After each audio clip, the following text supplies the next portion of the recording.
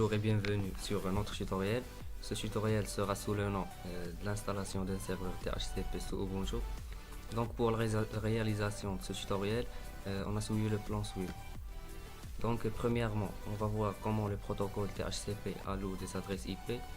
Deuxièmement, le processus de création d'un byte DHCP. Par la suite, le processus de renouvellement d'un byte DHCP. Et pour la deuxième partie, ce sera une partie pratique. C'est une partie sous le nom de l'installation d'un serveur DHCP. On va voir la topologie physique et logique du réseau.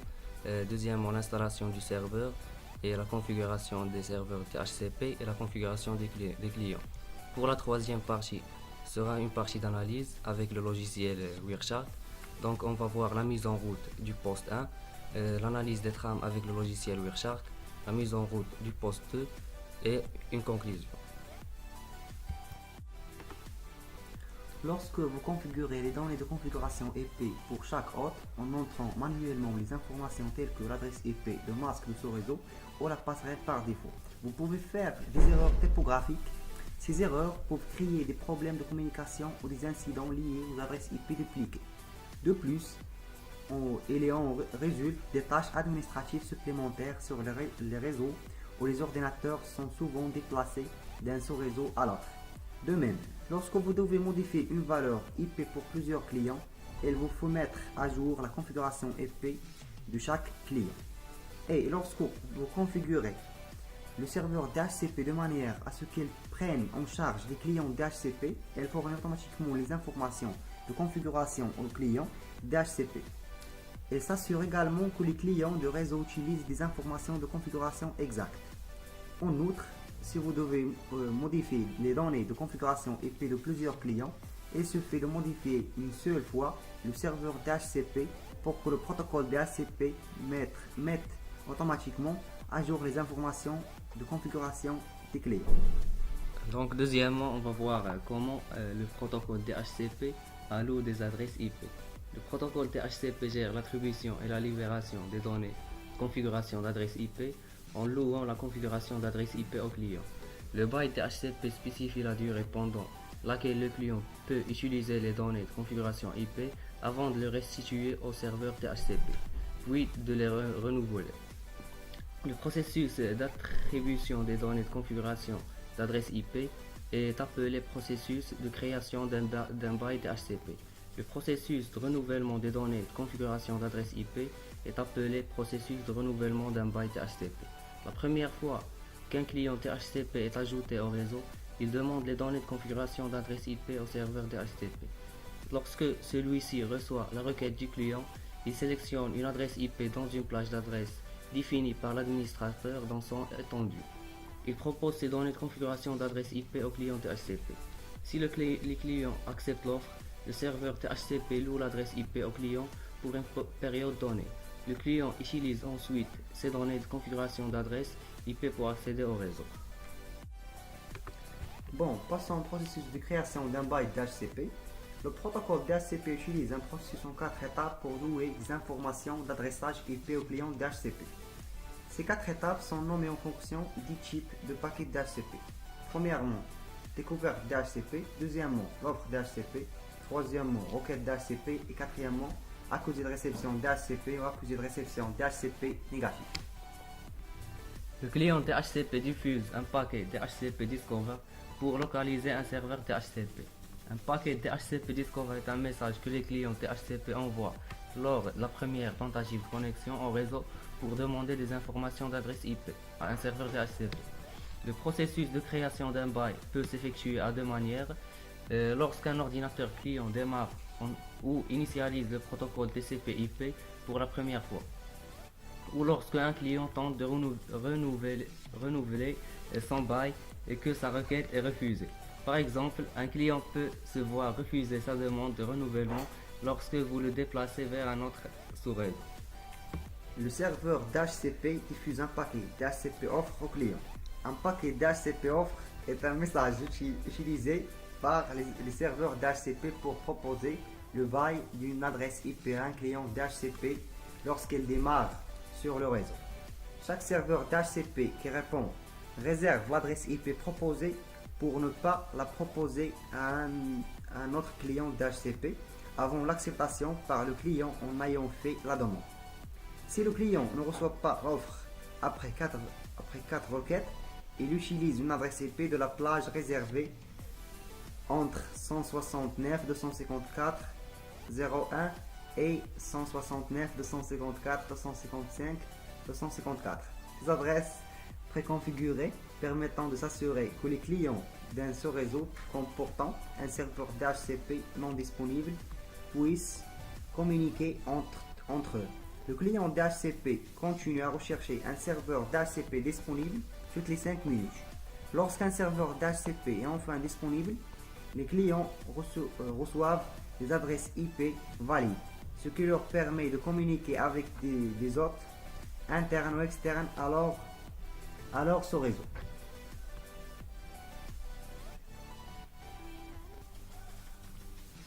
Le client DHCP diffuse un paquet DHCP request.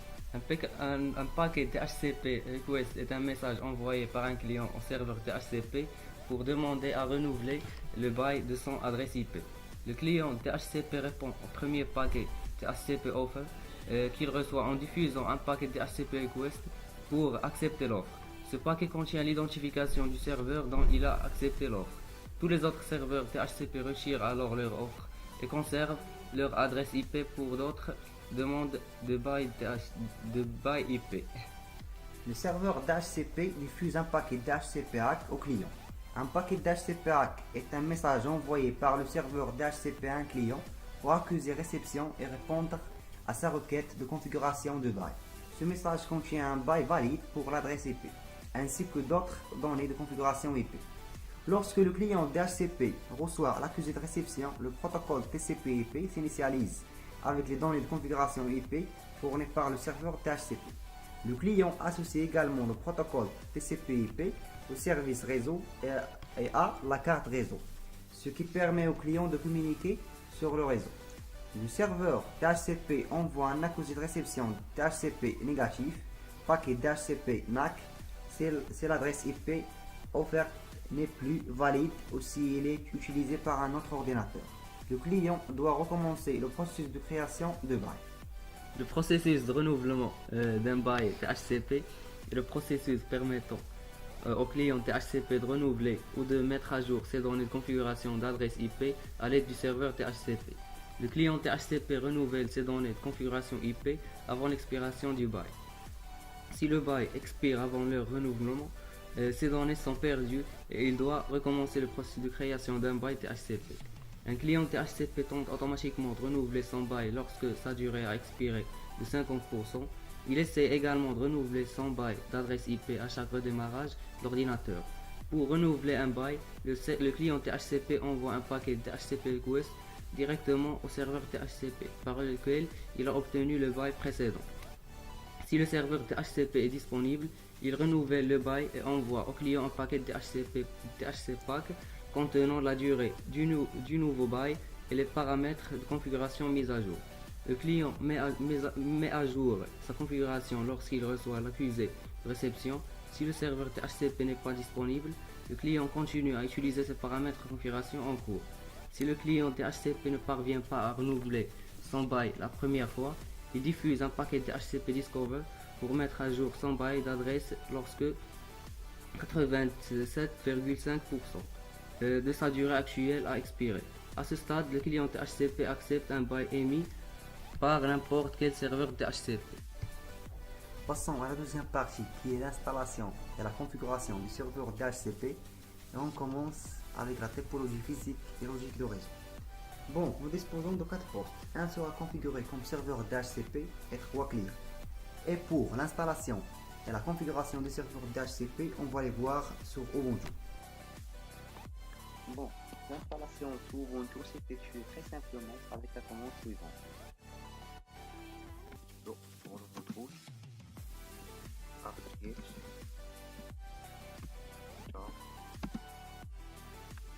Et DHCP.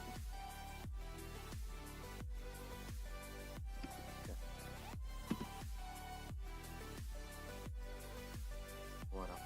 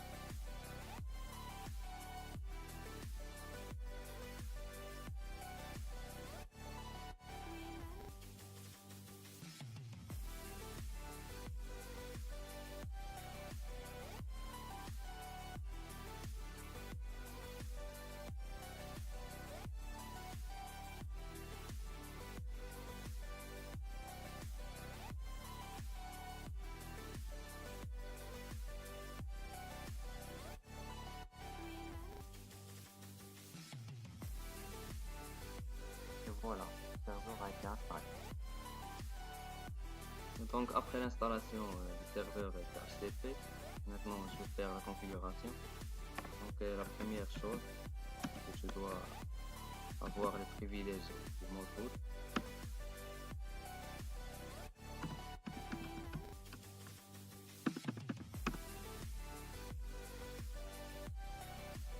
Donc voilà.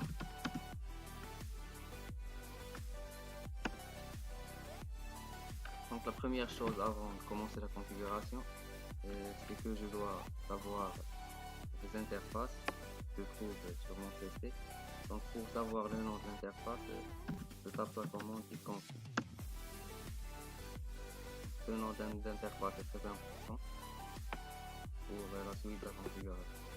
Donc je vais le copier. Et pour ce faire, il est nécessaire d'éditer le fichier THCP serveur et de modifier le nom de l'interface. Donc voilà le fichier.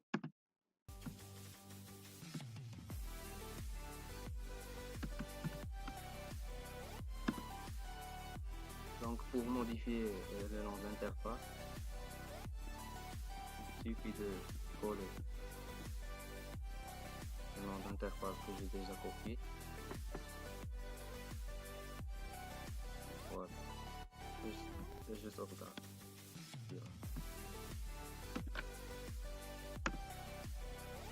Donc après de spécifier le nom d'interface, la deuxième étape c'est de modifier le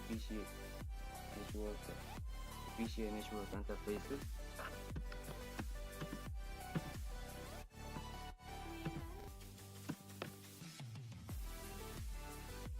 Donc dans ce fichier, je vais configurer le serveur THCP, je vais donner l'adresse IP et le réseau.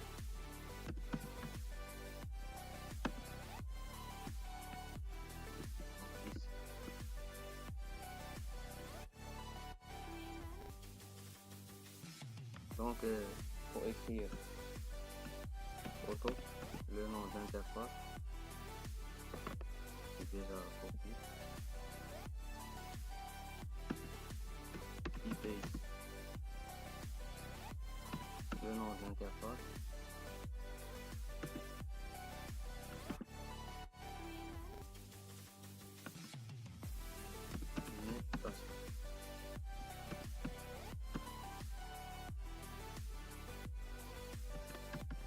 Donc pour l'adresse, je vais donner l'adresse 192.192.168 le 10 30 pour le réseau 192.168 10.0 pour le masque.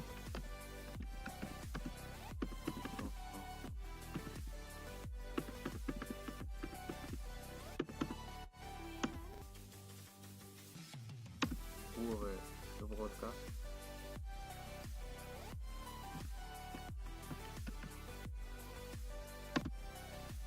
en 92, 168, 10, 156. Pour la passerelle en défaut,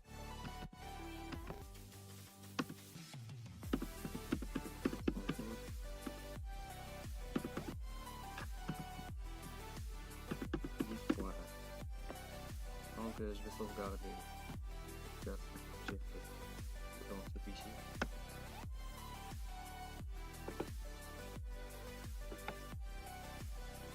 Donc après la configuration de l'interface, maintenant je vais configurer le fichier de configuration de THCP. Donc pour le configurer,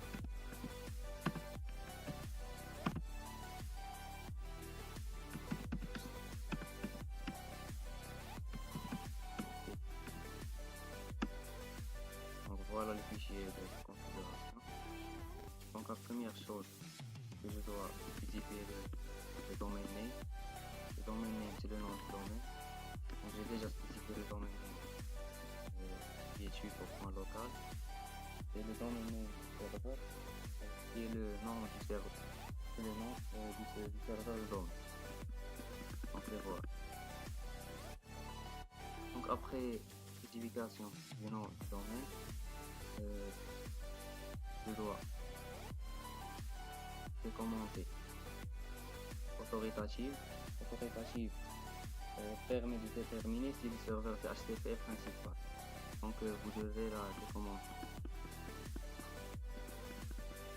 Donc après ça, je vais comprendre comment c'est la configuration. Donc, je vais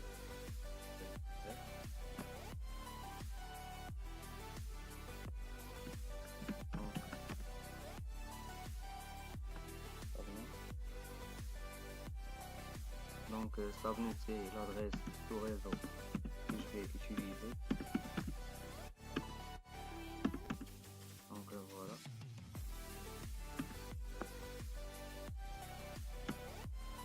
Et le masque de ce réseau. Donc, 35, 256, 0.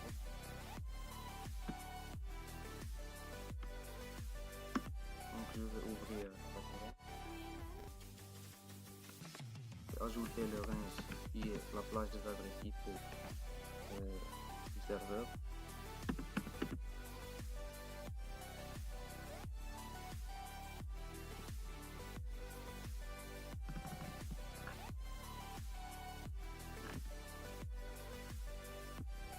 Qui est la plage des adresses IP du serveur. Donc je choisis la plage de l'adresse 10.10 jusqu'à l'adresse 10.20. Donc après la spécification de la plage des adresses IP, il vient l'étape la spécification du broadcast adresse. Donc pour la broadcast adresse utilisée 192 168.10.250.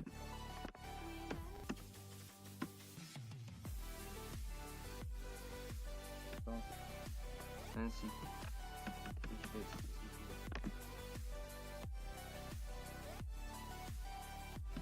l'adresse du routeur.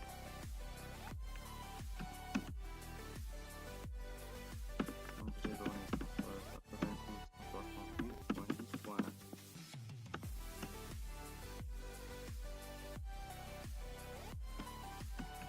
Donc je vais ajouter le default lead time qui est par défaut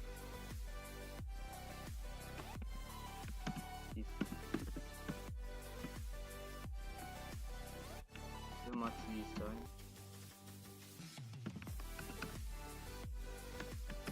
qui est aussi par défaut. Toujours on utilise 7200. Donc je vais fermer le décollage pour vérifier tout juste. Donc pour le domaine, et voilà. Domaine, voilà. La configuration de l'adresse. Voilà, donc je vais enregistrer les modifications. Police. Donc après la modification des 3 fichiers, il est nécessaire de redémarrer la machine virtuelle. Donc je vais faire reboot pour le redémarrage.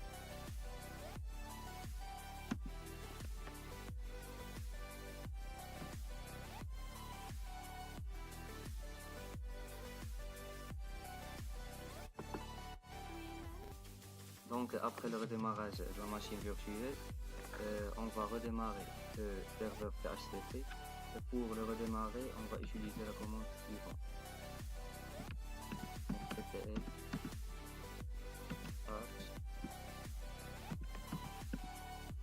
DHCP serveur. le serveur est redémarré maintenant. Pour voir l'état du serveur HTTP, on va taper la commande suivante. Donc voilà, on voit que le serveur est actif. Donc configuration est correcte et le DHCP marche sans problème. Pour voir l'adresse IP affectée à l'interface, l'adresse du serveur, tape la commande config et dans l'interface choisie, on trouve que l'adresse que j'ai spécifiée pour le serveur est correcte, donc le serveur marche sans problème. Bon, là nous sommes sur notre client Windows. Donc, on va ouvrir le CMD et on va taper la commande ipconfig/release. Cette commande permet de libérer en fait toutes les cartes et les interfaces réseau. Donc, une fois que c'est fait, on tape la commande ipconfig/renew.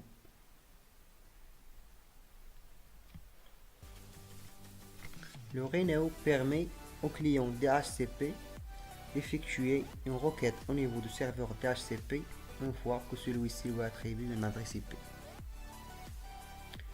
Donc voilà notre serveur DHCP qui a répondu. Nous pouvons voir au niveau de la carte Ethernet une adresse qui appartient à la plage qu'on a choisie. Bon, après un petit problème, on était obligé de changer l'adresse IP, mais le principe reste le même. Passons maintenant à l'analyse des trames avec le logiciel Wireshark correspondant aux requêtes DHCP. Au niveau du serveur, nous relevons 4 lignes importantes notées 1, 2, 3 et 4. À la ligne 116 de la capture Wireshark, nous notons une découverte DHCP au DHCP Discover. Le client envoie une trame de diffusion MAC sur le réseau, lui permettant de localiser les serveurs DHCP présents sur le réseau sur le port TP67 au serveur BOTP. La ligne 119. Le serveur DHCP avec l'adresse IP 172.25.205.250 envoie une offre DHCP. DHCP offre. À la ligne 123, le poste répond DHCP request qui va lui d'obtenir de la part du serveur DHCP une adresse IP. À la ligne 124, le client reçoit enfin un DHCP ACK.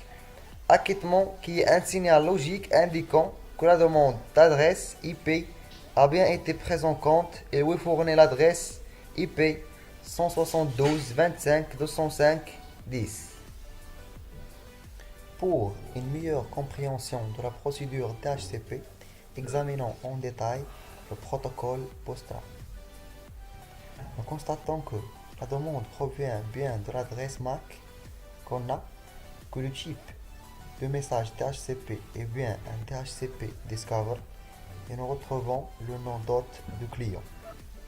Et pour le DHCP Offer, nous constatons dans cette partie le serveur DHCP 172.25.205.250 offre une adresse 172.25.205.10 au client 0000, que le type de message DHCP est bien un DHCP Offer et nous retrouvons en détail tous les paramètres dans le réseau configurés dans le fichier /etc/dhcp/dhcpd.conf du serveur DHCP.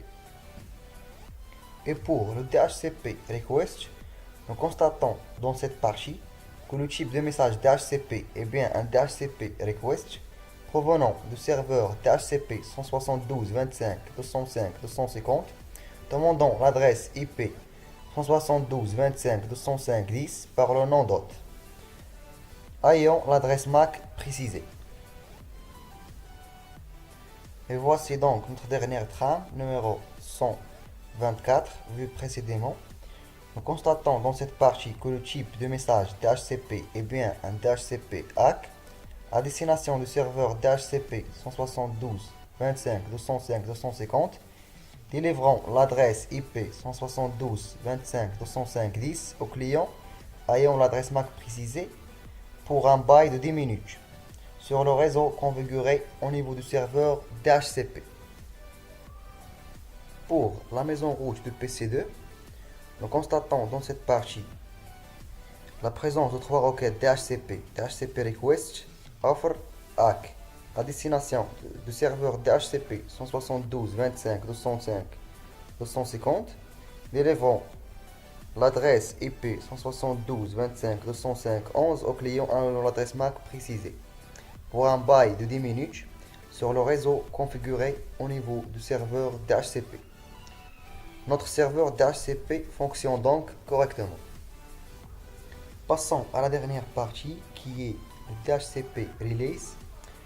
Bon, lorsqu'un client quitte le réseau, il envoie une requête DHCP Release au serveur lui ayant attribué son adresse IP, lui notifiant qu'il libère l'adresse réseau et annule le bail. Nous constatons dans cette partie que le type de message DHCP est bien un DHCP Release à destination du serveur DHCP 172.25.205.250 provenant au client avec l'adresse IP 172.25.205.10 et l'adresse MAC précisée. Il peut arriver que cette adresse ne soit pas libérée et subsiste avec un bail au niveau du serveur DHCP. Exemple à cause d'un plantage de client. Le serveur stocke les baux attribués dans le fichier /var/lib/dhcp/dhcpd.leases. On y retrouve des informations essentielles comme l'adresse IP distribuée à une adresse MAC, le nom de la machine qui a fait cette demande DHCP lors du début et de fin de bail. Au cas où le serveur DHCP n'attribuerait plus les adresses dans l'ordre et sauterait une certaine adresse, il faudra alors modifier manuellement ce fichier et supprimer les valeurs correspondant à cette adresse.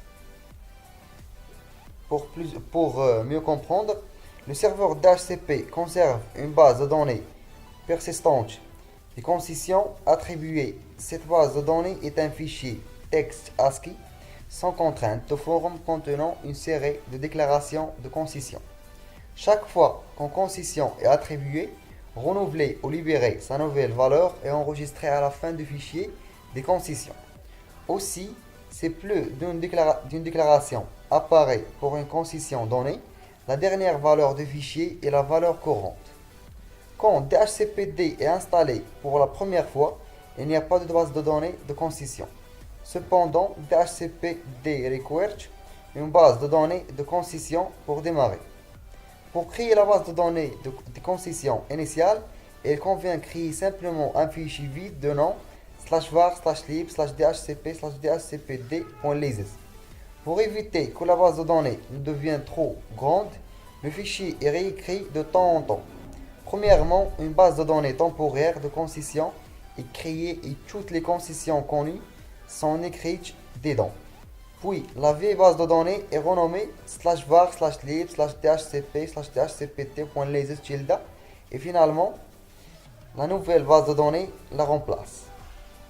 Il y a une fenêtre de vulnérabilité quand le processus DHCPD est tué ou si le système plante. Après que la vieille base de données a été renommée, mais avant que la nouvelle n'ait été déplacée à sa place, il n'y aura pas de fichier /var/lib/dhcp/dhcpd.leases. Dans ce cas, DHCPD refusera démarrer et nécessitera une intervention manuelle. Il ne faut pas se connecter de créer un nouveau fichier de concession, sinon vous perdez la trace de concession attribuée et ce sera le show. À la place, renommez /var/lib/dhcp/dhcpd.leases en /var/lib/dhcp/dhcpd.leases pour restaurer l'ancien fichier de concession et redémarrer DHCPD. Ceci garantit qu'un fichier de concession valide sera restauré. Donc, on arrive à la fin de notre tutoriel. Nous avons vu l'installation et la configuration d'un serveur THCP sous Ubuntu. Le protocole THCP représente un avantage majeur dans la configuration des réseaux, ainsi simplifiant la tâche administrative de distribution des adresses IP. De plus, ISC THCP serveur permet de configurer rapidement et facilement un serveur THCP tout en posant une gamme de paramètres qui se veut très complète. Donc je vous remercie pour votre attention et à bientôt.